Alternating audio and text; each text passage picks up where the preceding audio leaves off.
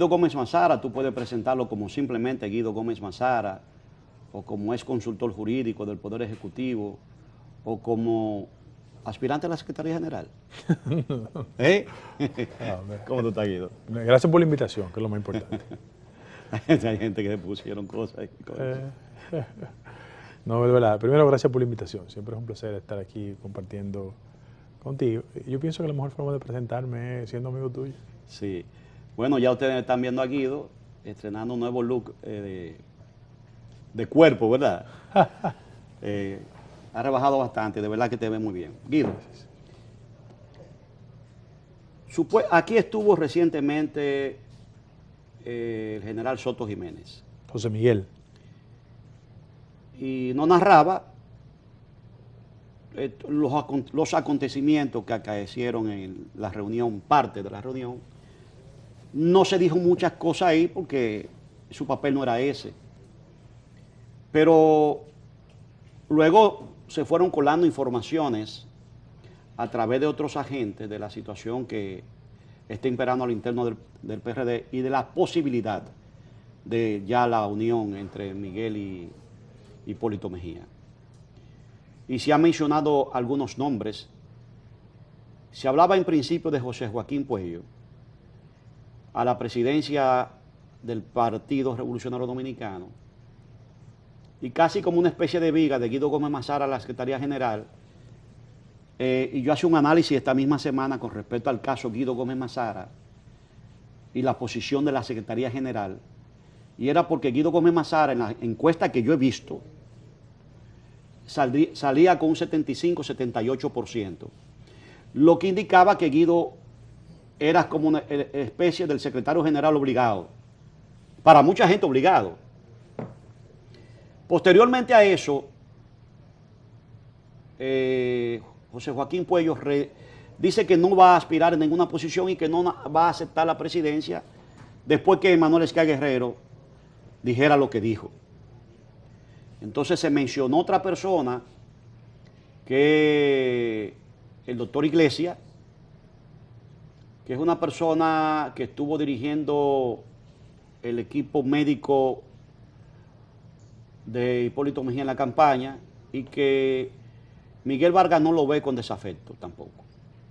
Pero también ahí, cuando se mencionaba el secretario general, se mencionaba a Guido Gómez Mazara, por las mismas situaciones, entre otras razones que vamos a hablar. De estas cosas, también se ha mencionado que hay personas, inclusive mujeres, se habla de Peggy Cabral, de Peña Gómez, viuda Peña Gómez, de que estaría aspirando a la posición de presidente, ya ella aspirando, no la candidata de consenso, porque a ella no se la ha mencionado entre los candidatos de consenso, sino que ella aspira, o se ha dicho que tras bastidores está aspirando a la posición. A nosotros nos gustaría que tú nos desenredes toda esta manera. Bueno, mucho gusto. Muchísimas gracias también. Lo primero es que hay que decir que todo PRDista con sentido de racionalidad saluda el acercamiento de dos dirigentes importantes. En este caso, Hipólito Mejía, Miguel Vargas. Y amplío yo el abanico y digo que hay que hacer todo el esfuerzo por incorporar a otros sectores que dentro del partido tienen su legitimidad. Hablo de Luis, hablo de potenciales aspirantes a la presidencia y del liderazgo histórico del PRD. Porque el riesgo que podríamos correr es creer que el problema del PRD se resuelve solo con el entendimiento de las personalidades y no con la transformación de hábitos y actitudes en la dirección, pero en el comportamiento del partido como un instrumento que nos conduce a la victoria. Sobre esa base surgen propuestas, porque la tesis ideal es la siguiente. Por un lado, el doctor Esquia, que habla del tema de convención pura y simple, y por el otro, Tony Peña Guava, diciendo que se haga una plancha de consenso, que sea ratificada en la convención, y quienes no estén de acuerdo con esa plancha, planteen otra. Sobre esa base surgen nombres. Yo voy a dejar el tema mío para último, porque nunca es elegante hablar en primera persona. No hay problema. Y siento que más que personas, lo que hay que construir es perfiles. Mira por qué. Porque la presidencia del partido siempre ha sido un ente que genera recelo en los aspirantes naturales, porque los precedentes más recientes, no hablo solo de Miguel Vargas, sino de experiencias anteriores, es que desde la presidencia del partido se podría competir a la candidatura presidencial y eso genera un desbalance en el proceso. Ahora, es que en el partido hay jurisprudencia de eso. Por supuesto. En el 78, cuando Guzmán es candidato, le entrega a Salvador la presidencia del partido. En el 82, cuando Salvador es candidato, le entrega a Jacobo la presidencia del partido. Fíjate lo que pasa con el hecho de un partido no someterse a un proceso constante de reflexión. Porque en el PRD, lo urgente sustituye lo importante. Sí. Y yo digo que hay que hacer un énfasis en el método, no necesariamente en las personas. La gente dice, bueno, José Joaquín Puello. José Joaquín Puello es un médico de un prestigio fuera de discusión. Pero ya siento que le han dinamitado sus posibilidades. Claro que sí. Segundo orden, hay gente como el doctor Esquea que tiene méritos sobrados para ser presidente del partido. Sobrado. ¿Cuál es el argumento que se utiliza, pienso yo, de forma injusta contra el doctor Esquea? Que como él presidió la convención donde se eligió a Hipólito Mejía, el sector de Miguel, si entra en una fase de concertación, pacto o entendimiento, podría recelar. Bueno, pero Guido, vamos a llevar a la lógica. Se supone que si hay una negociación donde, por un lado, se sitúa al presidente del PRD, a Miguel Vargas, y por otro lado al candidato con una legitimidad a toda prueba, que es Hipólito Mejía. Si se está buscando una media, un consenso, Emanuel Esquea Guerrero, con todos los méritos, como tú señalas que tiene, y como todo el mundo sabe, sería la persona menos indicada para ser el candidato de consenso a la presidencia del PRD. Él lo que podría es lanzarse, lo que no se le puede a él quitar sus aspiraciones. No, todo lo contrario. Y que él haga su plancha. No solo él, sino todo el que no esté conforme con una potencial plancha, presente su candidatura. Que se haga su plancha. Eso es lo más racional y además lo más democrático. Porque el presidente del PRD, si hay esa negociación que es lícita y que sea avalada por una convención, debe ser una persona de la confianza tanto de Miguel como de Hipólito, por lo menos en esta etapa. Pero sobre todo que no le genere recelos, que no utilice lo institucional Eso para un proyecto presidencial. Que en el caso de Esquea, yo no creo que Esquea vaya a usar la presidencia para un proyecto presidencial, lo que pasa es que está el presidente de la convención. Claro que sí, claro que sí. En ese mismo orden. Yo te hablaba de perfiles. ¿Quién es el presidente del PLD? Leonel Fernández. ¿Dónde está el síndrome de mayor impugnación de algunos sectores de la vida nacional respecto del PRD? De que es un partido que se desborda en su comportamiento institucional y que injustamente se le tipifica como un partido que no tiene la dirección con las herramientas, con la formación, con la preparación para discutir los grandes temas nacionales. Y como en la agenda nacional hay varios temas que tienen que ser debatidos, como pacto eléctrico, reforma electoral, reforma de la ley de partidos políticos, seguridad ciudadana, es indispensable que quien ocupe posiciones en la dirección del partido tenga esas herramientas para que bien represente al partido. Por eso se pensó, digo yo, entrando en el terreno de la especulación, en un José Joaquín Puello, que es un profesional exitosísimo, de un reconocimiento ciudadano fuera de discusión. Tú sabes que tú no vas a ver a José Joaquín Puello de que yo aspiro a la presidencia de la República. No va a estar en eso. En ese mismo orden, yo también siento que hay que distinguir entre quienes aspiran y quienes deseamos que nos aspiren, que son dos cosas diferentes. Claro, claro. Y sobre esa base el PRD se está encauzando en una dirección. Porque ¿cuál ha sido el problema, Marte Piantini? De que como nosotros en el PRD hemos desbordado los ámbitos institucionales y no tenemos reglas claras, tropezamos 2, 3, 4, 5 y 10 veces con la misma piedra. Yo te doy dos ejemplos. La gente conoce quién es el presidente del Partido Republicano. Burócrata partidario. Así mismo es. En el Partido Demócrata, burócrata partidario. No pasa en los partidos europeos, que son regímenes parlamentarios donde el secretario general del partido casi siempre es parlamentario o aspira a la presidencia. Pero en el PRD hay que desarrollar una cultura del respeto a lo institucional. ¿Cuáles deben ser las reglas? Sugiero yo que quien sea autoridad partidaria no puede participar en ninguna posición electiva, léase, regidor, síndico, congresista. Y si en el interregno... Y mucho menos presidente, ni vicepresidente. Si en el interregno de su ejercicio renuncia para aspirar, se le imposibilite eso, porque eso es una jugada. Por lo menos durante ese periodo. Porque se toma de ventaja lo institucional para avanzar favorablemente con respecto de los otros. Y que eso quede plasmado en los estatutos, que me imagino que eso se hará ahora. Se debe discutir. Pero otro componente que yo someto, porque la gente cree que es un problema de personalidad, es un problema de institucionalidad partidaria. Mira, El PRD es el partido que tiene mayores niveles de desequilibrio en la composición de su dirección política. Te explico. La capital, la gran capital, representa 35% de los votos nacionales. De conformidad con los últimos resultados electorales, ¿tú sabes cómo está la composición de la capital en el Comité Ejecutivo Nacional y en la Comisión Política? En el CEN está en un 68%, en la Comisión Política en un 70%. ¿Qué ha pasado? Eso no tiene sentido. Que los partidos políticos modernos lo que hacen es descentralizar los mandos en función de la representación poblacional. ¿Cómo es posible que Santiago solo represente 10.55 de los votos y solo 4% de la gente de Santiago esté expresado en el CEN y 3 en la Comisión Política? Además, tú tienes personas ahí, como el caso de Ñeñe, que ha ganado toda la vida. ¿Cómo tú le puedes decir a Ñeñe? Que no sea decir miembro una del cosa, comité Ñeñe político. es bienvenido a la sala, porque a veces queremos que estamos hablando en el patio Sí. de la casa de uno. El dirigente más terminado que tenemos en Cotuí siempre gana. ¿No es Increíble. miembro de la Comisión Política?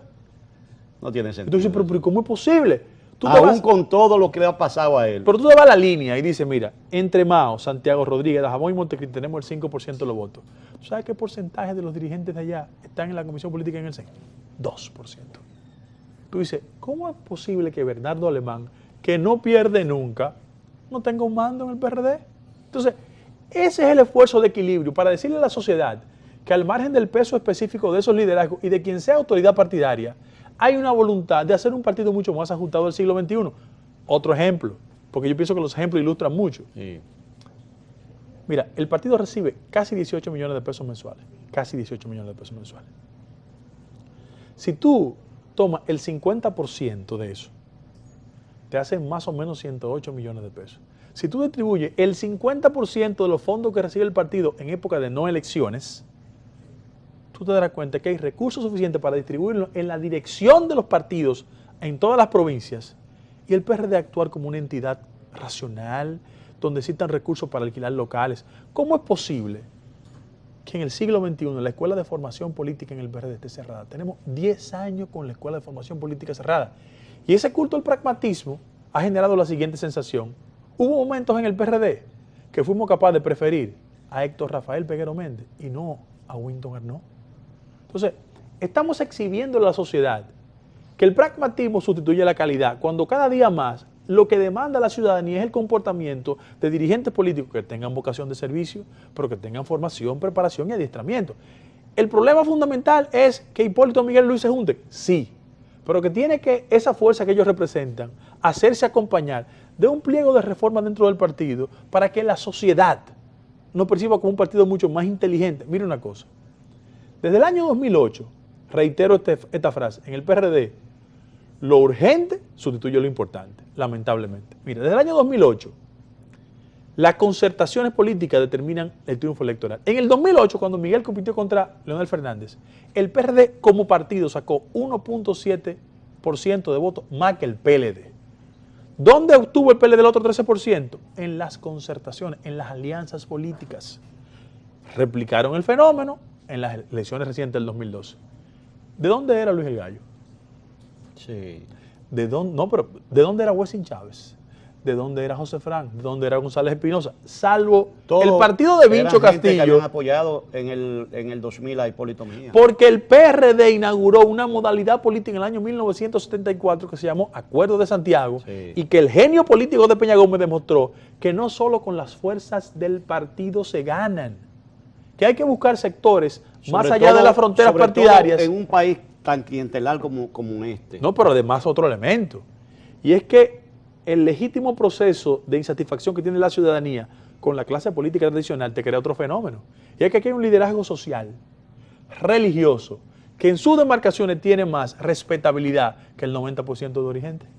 Tú te vas a cualquier demarcación y el líder social o el líder deportivo tiene más arraigo que el diputado o que el regidor. Frente a eso, el PRD necesita que Hipólito, Luis Miguel, el liderazgo emergente, acompañe una concertación que nos conduzca a una convención democrática y abierta para que transformemos la forma de hacer la política en el PRD. Yo te puedo dar ejemplos, no quiero citar nombres para que se sientan ofendidos. ¿Acaso si somos capaces de diseñar una estrategia de concertación y de alianza desde ahora, no podemos construir boletas mucho más atractivas? ¿O tú crees que Virtudes Álvaro o María Teresa Cabrera no nos prestigian en la boleta? Para dar ese ejemplo. Y si Víctor Bretón ha sido un líder social en Licey al Medio y en Santiago, si aparece en la boleta, ¿no es más atractivo? Claro que sí. Entonces, el PRD tiene que trabajar en esa dirección. Guido, yo estoy totalmente de acuerdo contigo con lo que ha estado pasando en el PRD y la visión que se debe tener de un partido moderno para que deje de ser lo que han sido los partidos en este tiempo, dictaduras contemporáneas. O ser un partido fuerte, pero en la oposición. Exacto. Sí. Que no tiene sentido. Claro. Fuerte porque lo del PRD es algo que hay que analizarlo a profundidad. Un fenómeno social. Ahora bien, Guido, yo quiero que volvamos al principio de la conversación. Tenemos una situación de división clara que ha originado un letargo en un partido que sigue siendo el partido más grande, lamentablemente. Digo yo lamentablemente por el contraste de estar todo el tiempo en la oposición y 5 derrotas consecutivas. Frente a esa realidad, una posibilidad de un reencuentro entre dos amigos que comparten hasta lazos familiares. Sí. Y la posibilidad, por ende, de encontrar una figura que sea lo suficientemente potable o digerible para ambos grupos, claro, para ambos sectores. Ya hablamos del caso del doctor, ahora vamos, bueno, del cirujano, porque está entre médicos el asunto aparentemente. Sí. Ahora nos vamos al caso de Iglesias. ¿Cuál es la situación real de esta persona? ¿Está siendo aceptado por ambos o todavía no se ha encontrado una figura? Porque después yo quiero que nos vayamos a los otros aspirantes. No, el caso tuyo lo vamos a dejar para último. Porque tú eres la viga a la Secretaría General, aunque me habían dicho que cuando se hacían las encuestas, tú salías casi empate con Emanuel Esquia Guerrero, que tiene un alto porcentaje a lo interno del PRD. Que es entendible. Que es entendible, por supuesto que sí. Ahora, hay una realidad, y esa es la realidad del PRD. Y nos coloca de frente a nosotros como país, porque estamos hablando de un gobierno sin oposición política. Desafortunadamente. ¿Cuál es la realidad de eso ahora? Mira, la verdad es que han ido construyendo perfiles. Y el doctor Félix Iglesias tiene todos los elementos para encajar en ese perfil. Y tiene otro componente adicional, y no lo estoy promoviendo, no es mi interés. Pienso que las figuras fundamentales van a decidir la suerte del perfil de quién va a ser el presidente del partido, secretario general y de organización, y que se vote en una convención. Pero Jesús, al igual que José Joaquín Puello, tiene un prestigio ciudadano como profesional fuera de discusión, y es un hombre que no va a ir a la presidencia del PRD a armar proyectos presidenciales. Su perfil no lo y eso, frente a la figura hegemónica del partido, le genera tranquilidad. Claro. Hay que decirlo con responsabilidad. ¿Cuál es el dilema? Y es que en el partido hay figuras que han hecho un recorrido dirigencial que sienten también que no obstante su dilatada carrera, deben estar contabilizados en ese bailoteo. Yo quiero que dejemos eso ahí, porque de eso, después de la pausa, vamos a hablar con nombres y apellidos. Yo te dije que yo quería hacer un programa con nombres y apellidos. En el caso de Iglesias, hasta ahora es que se mantiene de todos los que tienen las posibilidades de digerirse entre uno y otro, el que tiene más potabilidad, se podría decir. Es el que menos peligrosidad representa para los potenciales candidatos. Y lo asimila tanto Miguel como Hipólito Mejía. Y yo creo que Luis Abinader no lo jeta. Okay. Bueno, después de la pausa seguimos conversando con Guido Gómez Mazara. No le cambie.